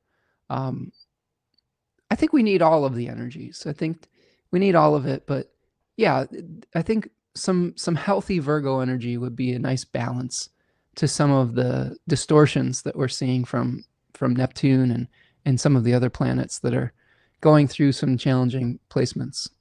Steven says the Gen X crew is present. Yeah, the Pluto Virgos. I don't know. I'm on the edge. I'm the Oregon Trail generation, I guess you could say, is in between Gen X and Millennial. Corey's here. What's up, Corey? Joining from slushy Iowa City. Nice to see you, Corey. Yes, Algorab, 13 degrees of Libra. Yep, you got it, friend. You're on it. Yeah, we were talking about gardening and legacies today, Corey, and things of that nature. Lemony Moon says I have Pluto and Virgo 2, house 3. Oh my goodness. So this, I'm a Pluto third house too as well, but in Libra. So this is something where you might be, you might have a lot of changes in your immediate environments, like with siblings or with neighbors or with neighborhoods. Sometimes the Pluto fear with Virgo 2 is fearing not being able to enclose essence into form. That decan is about the hard, dirty work necessary to craft something, to enclose something in matter, right? So you have the first decan teaches us the rules of incarnation, teaches us the rules and the skills that we need to make stuff, to preserve stuff. Virgo 2 says, okay, well, we have those skills. Now we have to do the dirty work to create something beautiful or to create something that lasts. And then Virgo 3 says, well, how are we going to pass this on? We've already done the work, that the process is done. Now what do we do with it? Did we create something valuable, or did we just need to throw this one away? Those are questions. Corey says, what's the game? Spill the tea. Steven says the game of life. Yeah, I guess that's it. Good. Yeah.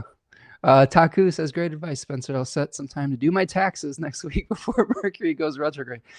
I'll tell you, it seems like such a simple thing, but I have done taxes during both Mercury in Pisces and Mercury retrograde, and I've gotten some things wrong during those periods, and that creates a whole cycle of extra work.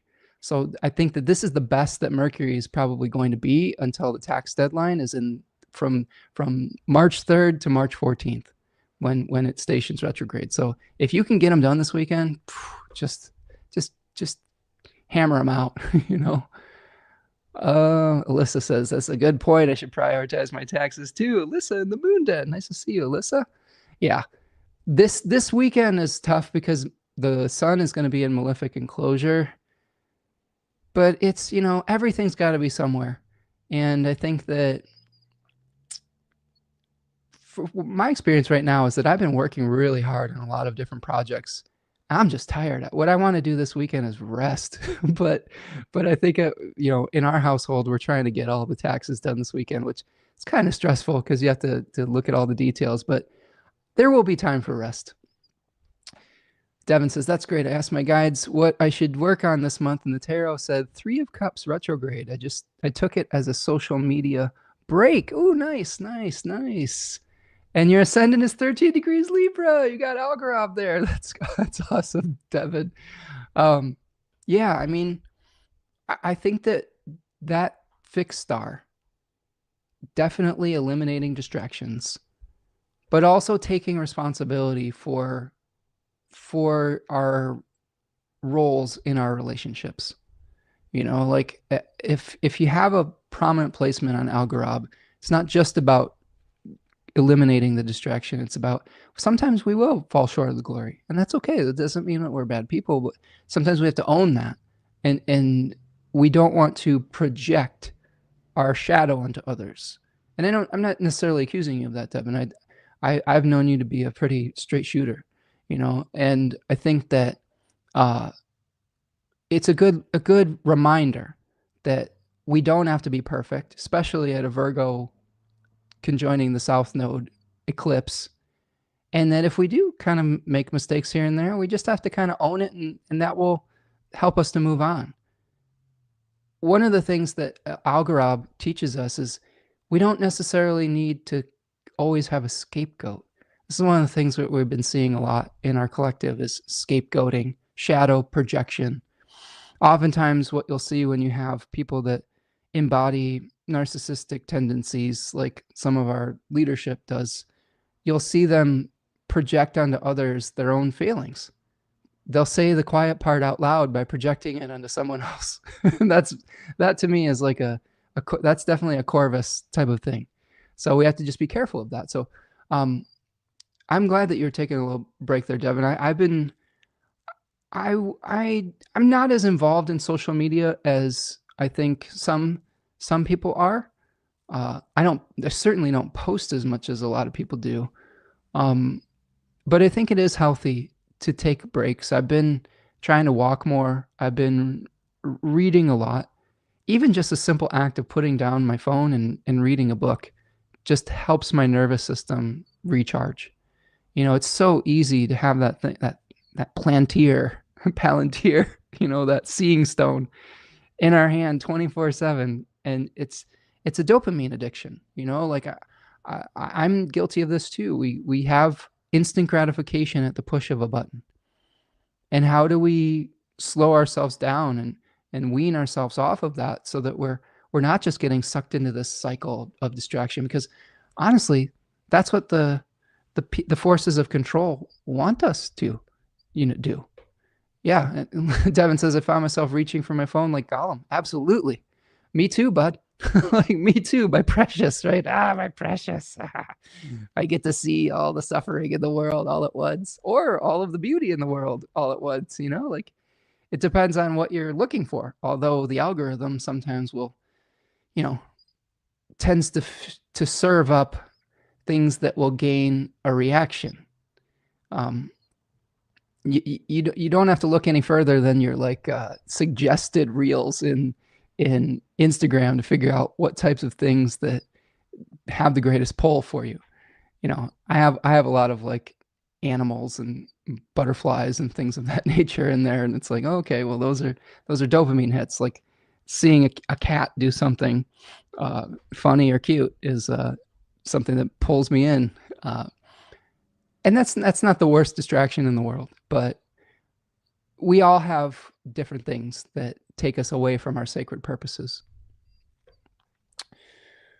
Okay, we got some nice. Corey says, I'm playing Pokemon Go every day. That sounds fun. That gets you outside, right? Karen is here. What's up, KP? Says, wow, this is all resonating very much. Oh, that makes me feel good, Karen. I love when the message is landing. So thank you so much for that feedback, and hope that things are going well over there in Cleveland. We've got more Pokemon Go's here.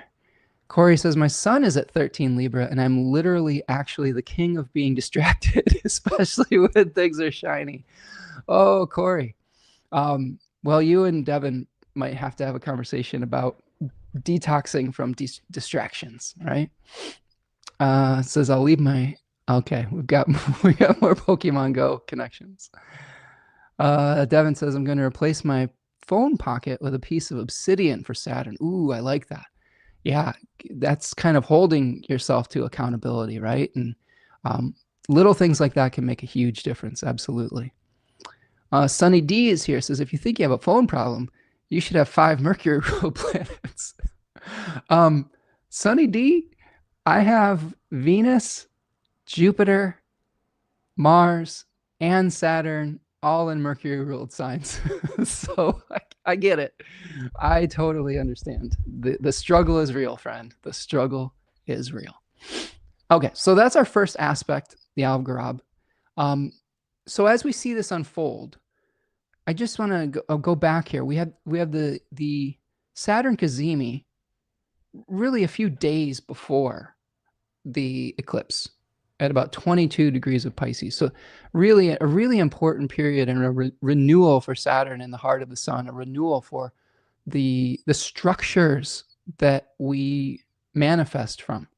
You know, it is a new set of responsibilities, a new set of idealistic Platonic forms that we're going to be creating the multiplicity of forms from.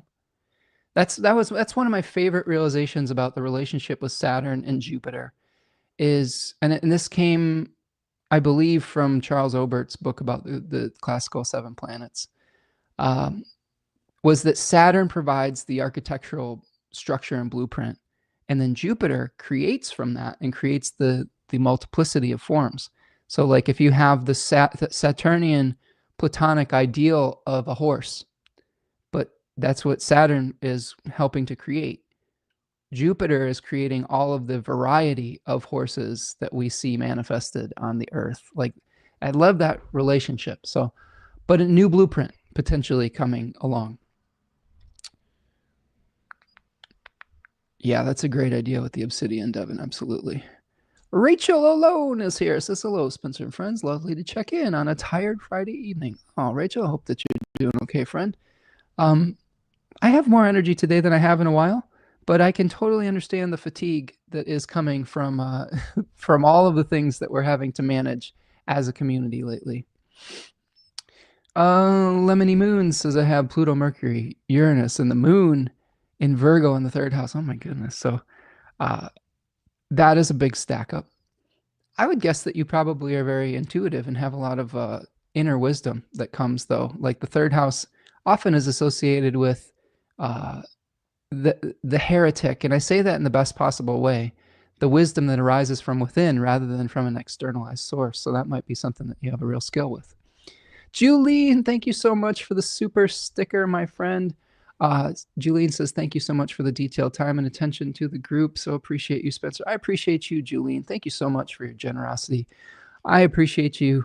And I always look forward to our sessions when we're working together, and really appreciate you coming to the live stream today. Okay, so we've got Saturn Cazimi. That actually happens the day before, I believe, on the 13th. So we've talked about the first aspect on the 15th, the separation here. Mercury stations retrograde like very shortly after this lunar eclipse. Okay, so we have Mercury retrograde, you know, the next day here. And so this, again, really important because it's the host of the moon. And with a stationing Mercury, there are reversals that could come along with that. You know, you may change your mind about something. You may be moving towards establishing your independence with Mercury in Aries, but there may be considerations that you didn't necessarily think about, that where it might show us that we're more interconnected than we thought. Especially if both of those planets, Venus and Mercury, retrograding back into Pisces 3, conjoining the North Node and Neptune, it'll go through a period of dissolving boundaries once again. So it can make it feel like our starts are delayed. But sometimes we're just missing some information, right? And oftentimes the end result will be better if you go back and tie up the loose ends rather than forcing things through. Okay. Same thing with questions of legacy. As with Mercury stationing retrograde, you may have thought you had an idea about what you're trying to do and what you're trying to pass on, but maybe there's a period of reconsideration based on new information that you have. That to me is a sign of maturity, being able to change our viewpoint and change our patterns when we receive new information or new experiences. If we keep doing the same things based out of habit or out of just commitment to an old mythology or narrative, that's the definition of insanity, right? So it takes a lot of great maturity and inner strength to be flexible when we get new information. It takes humility. I mean, that's really, I think, what part of this Mercury retrograde period is going to be teaching us is some humility, where maybe we didn't know everything. We need some more help and more guidance. Sun moves into Aries on the 20th. So that is our spring equinox.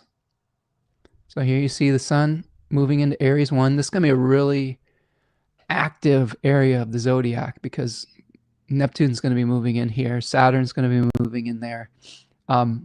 So we start off this equinox with both Mercury and Venus retrograde in the same sign, about to renew in the heart of the sun. Its host Mars is square and in its fall.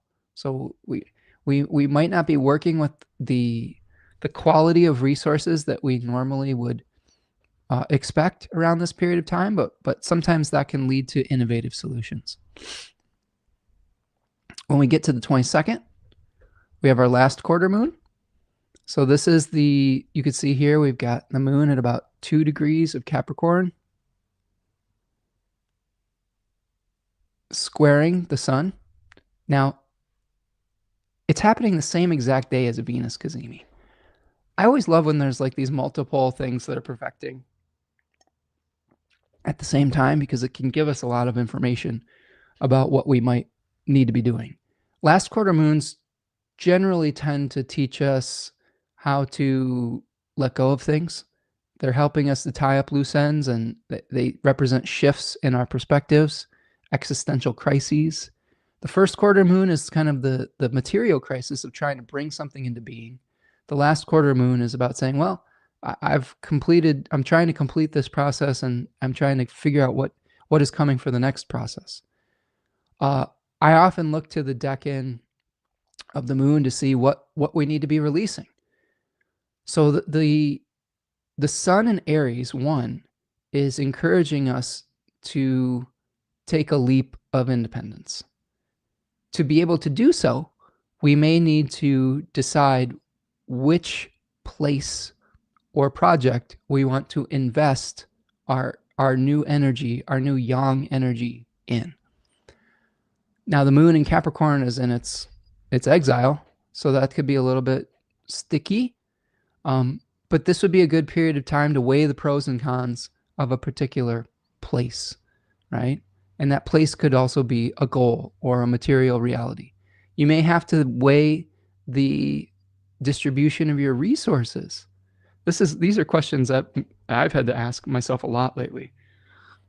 I have a lot of projects I want to do. Like, we had to update some of the things in our home security wise, because we had over the last week, we had a little bit of some frightening circumstances with people potentially trying to break into our home or kind of casing our home. Like, we were up kind of late at night and someone knocked on the door real loud and then ran away when we turned the light on, which is kind of traditional casing behavior for a home. So we had to take some actions around that to secure our home, which feels very Mars and Cancer on some level. But there's only when you're working with limited resources, you have to make choices, right? Like I have some things I want to do with my garden, but some of those things cost money, and you have to figure out where do you want to distribute what may potentially be limited resources, and you might not be able to do every single thing right away, right?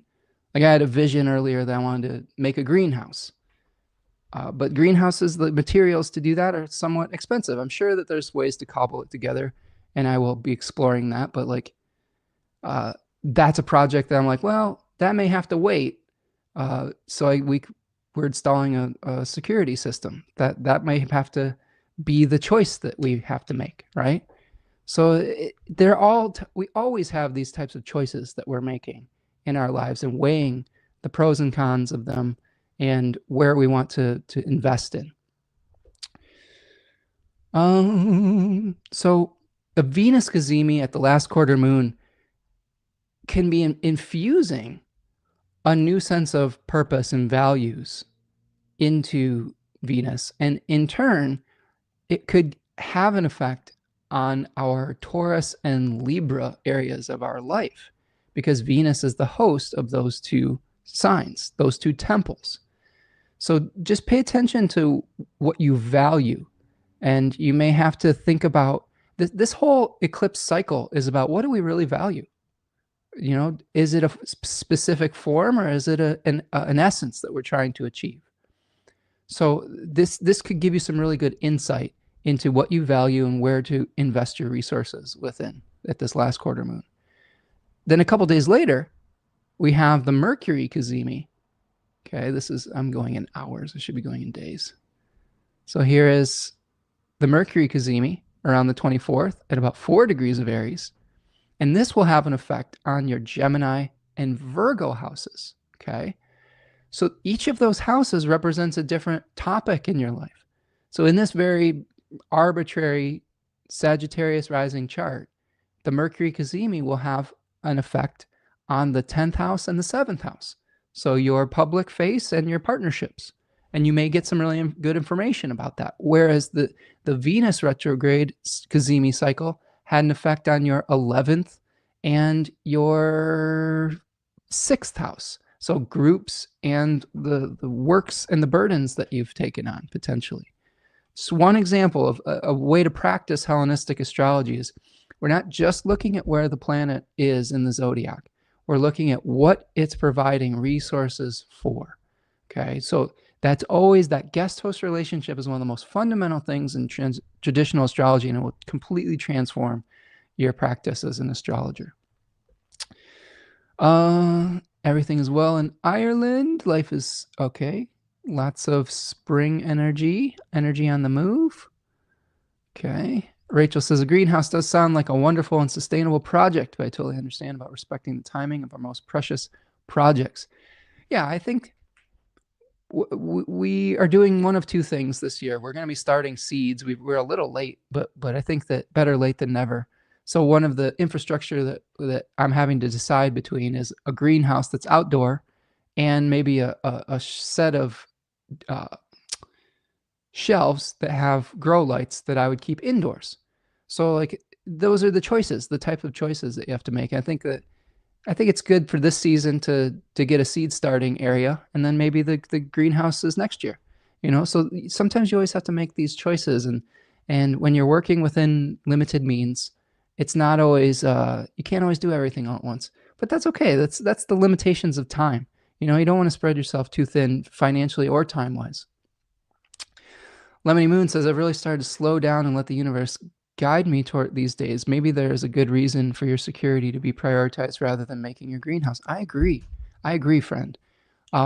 When that event happened, that like sparked, that kind of lit a fire under us. Like we've had some, well, our downstairs place didn't have window coverings for a long period of time because it was it's being transitioned from a two unit place to just a single family residence, and we didn't have window coverings. And after that, we were like, well, we got to get the window coverings up, and it helped us to get a project moving that had been kind of languishing, for a few months. So yeah, I think that sometimes events like that can definitely light the spark to get you moving on things that are priorities. But I think that the greatest, I will say this, Lemony Moon, besides like practical measures like just having blinds on your windows and maybe a Ring doorbell or something like that, just cultivating relationships with your neighbors is I think one of the things that can really help you have true security within a neighborhood, and having those relationships, looking out for one another. Those things I think are really, really valuable piece of creating a home that feels safe. Carly Heath is here. What's up, Carly? How you doing? Hi, Spencer. Glad to catch one of these lives. Carly is an excellent author. You should check her out. She writes some beautiful young adult fiction, and is a published author. So and a Virgo with I believe Libra rising. We've been talking about the Virgo eclipse today, Carly, and we've been talking about the fixed star Algorab at 13 degrees of Libra and the fixed star Alkis at 23 degrees of Virgo. So it's nice to see you pop in here, friend. I hope everything's going well for you. Yeah, Libra rising, right? Carly is passing on some amazing legacies too. So hopefully you're doing well, my friend. And yeah, we should catch up soon. So Mercury Cazimi, I think we've talked about that, the 24th. So we will see over the course of, so just a couple more things and we'll wrap for the day. We have on the 27th, here we have Venus retrograding back into Pisces. So you can see here now, Venus is retrograding back into Pisces and conjoining Neptune and being very close to the North Node as well.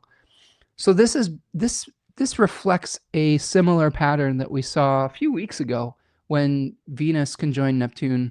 I don't remember the exact date of that, but I do remember the event that happened. I had a really nice just time with my dad, like a kind of an idealistic time where we connected and played like this game together that we've been meaning to do for a long period of time. It's called Wingspan. I don't know if any of you ever heard of it, but it's a game about birds and bird habitat, and we both love birds and bird species, and it was a lot of fun. It was a nice little like beautiful moment of connection. So there might be something like that comes back around with Venus very near her degree of exaltation conjoining Neptune. So keep your eyes peeled for that. A gain of dignity on some level for Venus.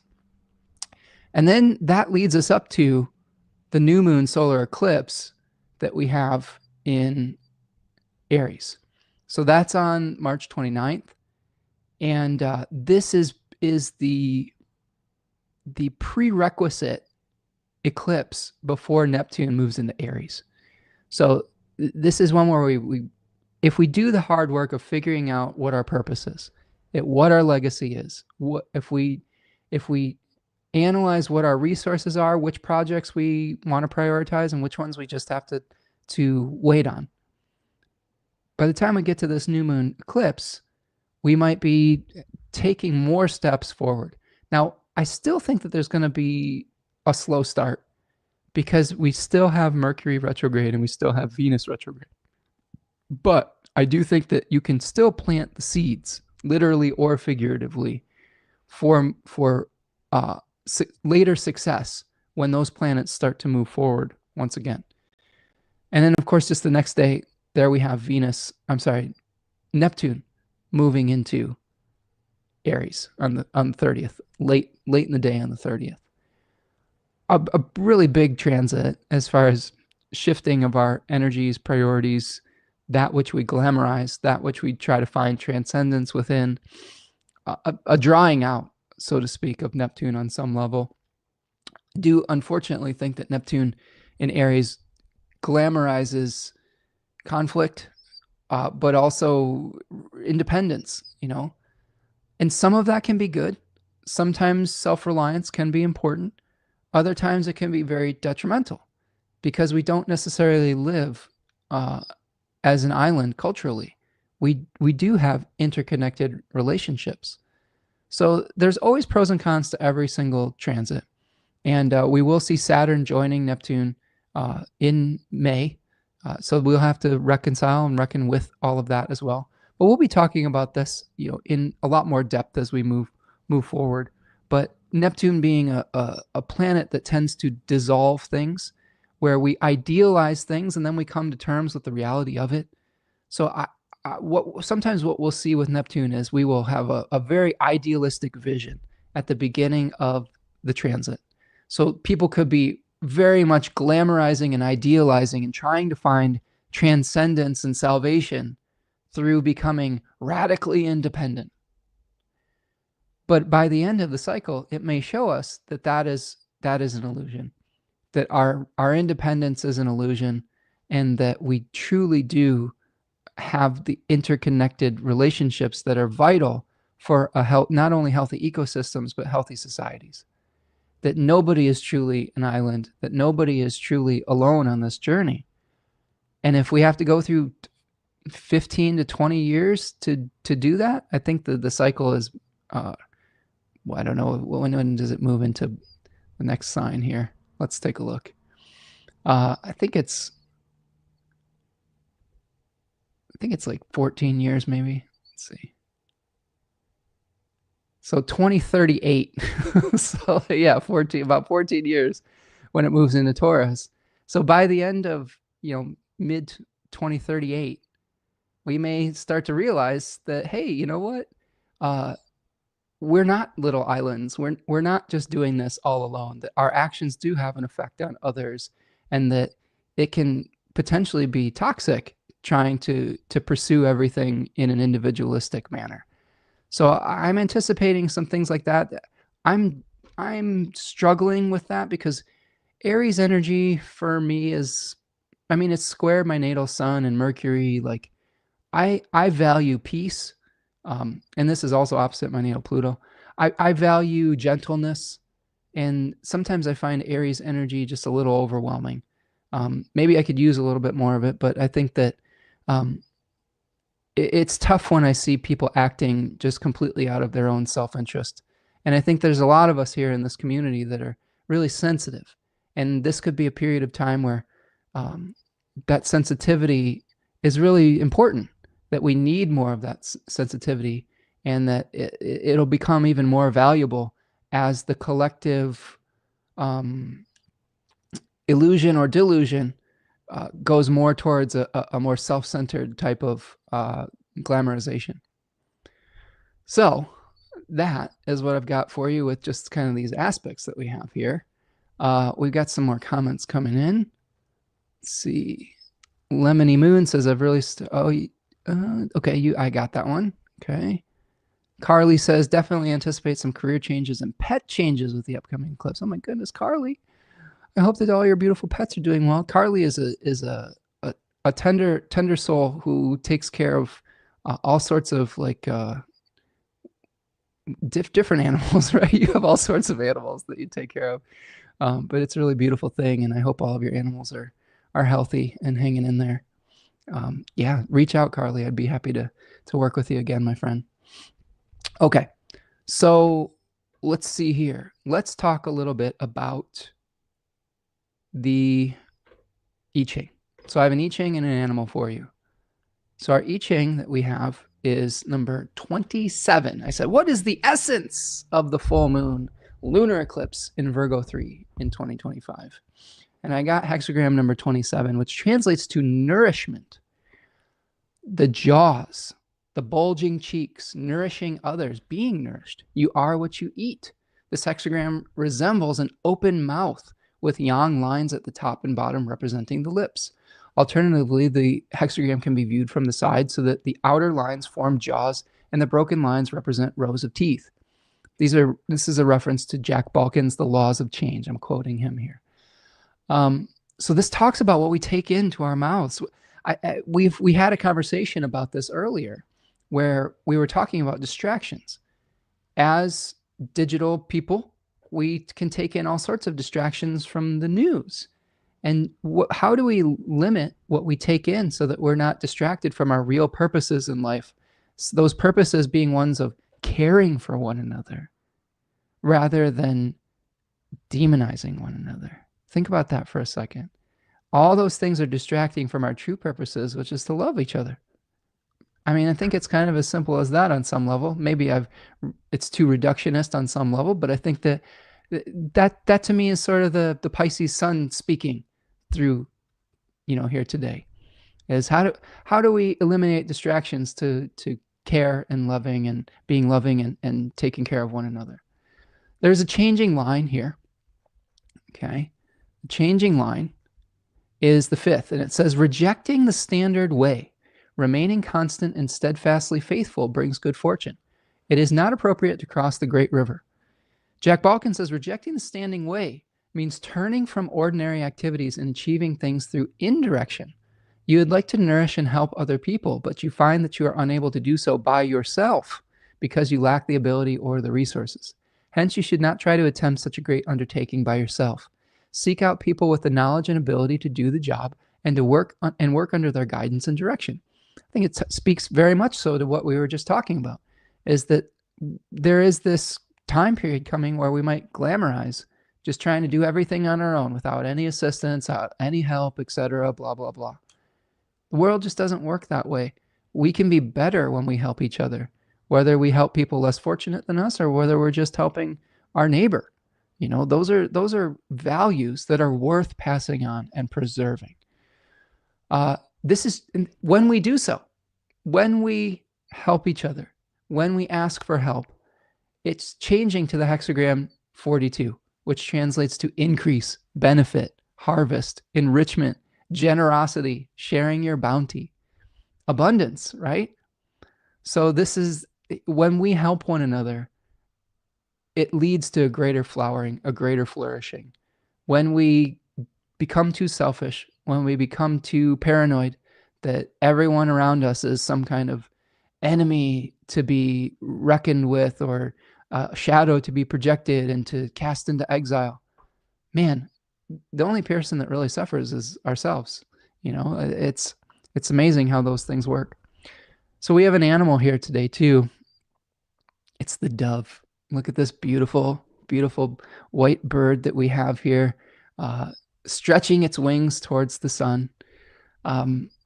It is a beautiful symbol, I think, for this particular lunation, because it symbolizes, it's often a symbol of peace, a symbol of love, a symbol of devotion, a symbol of purity and surrender, a symbol of hope, which is something I think we could really use in these times.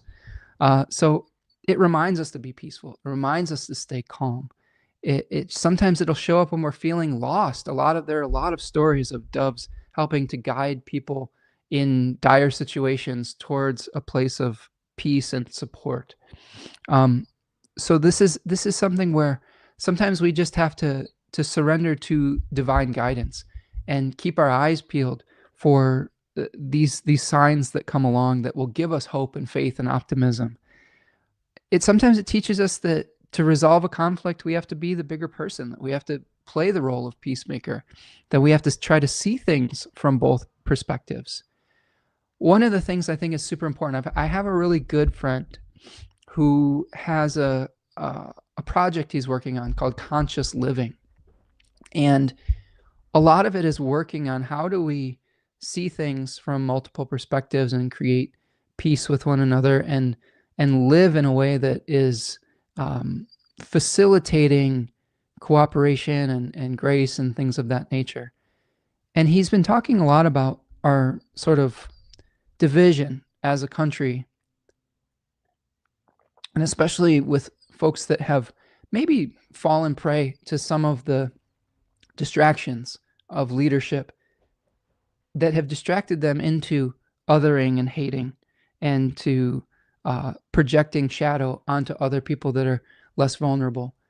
And we were having a really great conversation about this because it's both of our value systems. He's a Virgo Libra, by the way. And I think we both value drawing people in rather than calling people out. I've had a lot of situations in my life where I've had to work with people that had very different viewpoints than me or different perspectives. And finding common ground with them has always been something that I've really cherished and valued. And when we see people that are going down a path or maybe being manipulated into belief systems that can be harmful to others, the last thing that you should do, or we should do, is to cast them even further into exile. And this was so moving when he pointed that out to me. He's like, you know, like we was talking about, like, how do we deal with people who have fallen prey to, like, kind of being gaslit, being emotionally and mentally manipulated, falling into belief systems that are very detrimental to themselves and to others. And he says, if you don't give someone an out, the only place that they can go is the place that is helping to facilitate the negative thinking, the negative belief systems. So how do we become soft landing spaces, even for people that we are disagreeing with vehemently right now?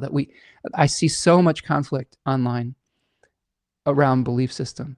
And a lot of times people are like, I'm just cutting people out of my life completely. I'm just cutting this person off, this family member, this community member out. I just can't take it anymore. And I think taking a break sometimes from conflict is healthy, like we're trying to do and advocate for here today on some level. But when we shun people, what we do is we drive them further down into their caves and make them even more vulnerable to the people who would take advantage of them and take advantage of their loneliness and take advantage of their exile. So I guess what I will say with the dove is, how can you leave space for the people in your life that you disagree with, or that if you see people that are falling into a delusion, how can you leave space for them to come back and provide that unconditional love and support for them without necessarily endorsing the behavior? There's difference between supporting someone's behavior and giving someone a soft landing to come back to, giving them an open door to be able to change. We've been working a lot in some of my classes with a very diverse group of people. And one of the things that I've really been seeing and appreciating and doing my best to encourage is having a healthy discourse where people are allowed to have different belief systems, they are allowed to have different viewpoints and to voice their opinions, as long as they're not hurting or harming anybody in that moment. And being able to return to that type of healthy conversation that we can have with one another. It's so rare to see that. And we try to do that in our live streams and our chats. We have people that believe different things. We have people from all over the world that have different viewpoints and different experiences. And we're learning from one another in real time. I'm learning from my community. I'm learning from all of you. I'm learning from my students. How do you allow yourself to be changed, but also allow space for someone to come back from an abusive relationship, I guess you could say, on some level? It's such a gift that you are giving, not only to that person, but to your community, because that's the way we come back to groundedness, centeredness. That's how we stop becoming so radicalized as communities, is we leave space for people to come back, from the brink of abuse and delusion, etc. So I think the dove is a great symbol for that. How can we embody that in our own lives, in our own communities, in our online spaces, in our physical spaces, in our domestic spaces, all of those things? When we have powers that try to divide us against one another, some of the most radical acts that you can take is to try to create union and unity with each other, with your community, with people not only from your own community, but from another country, from another state, from another life experience. It is really courageous work to do that.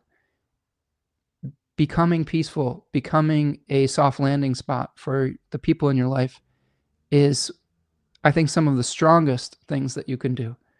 And it doesn't require anything else rather than receptivity.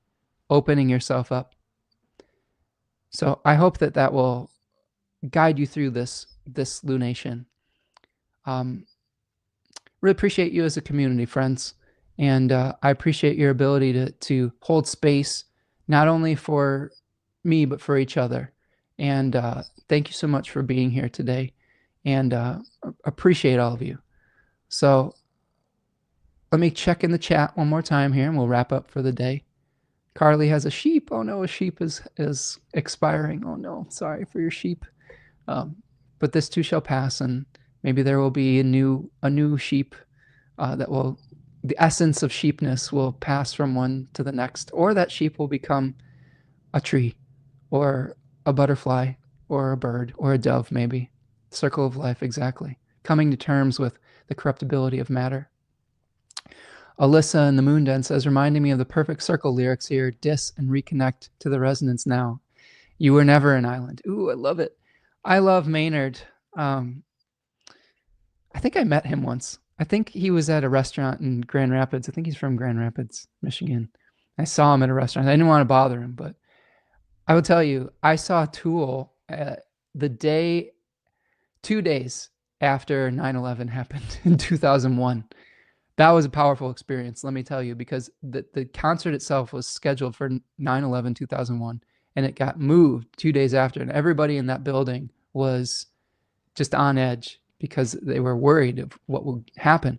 But Maynard was such a beautiful, unifying, strong, gentle presence, even, and you know, even though his lyrics and his delivery are powerful and forceful, he was so gentle with the audience. It was a really moving experience, one that I will never forget.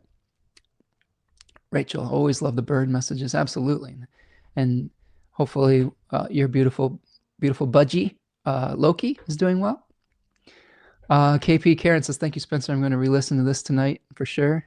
Very calming to these frayed nerves. Oh, I'm happy to hear that, Karen. We could all use little oases of calmness and peace, couldn't we?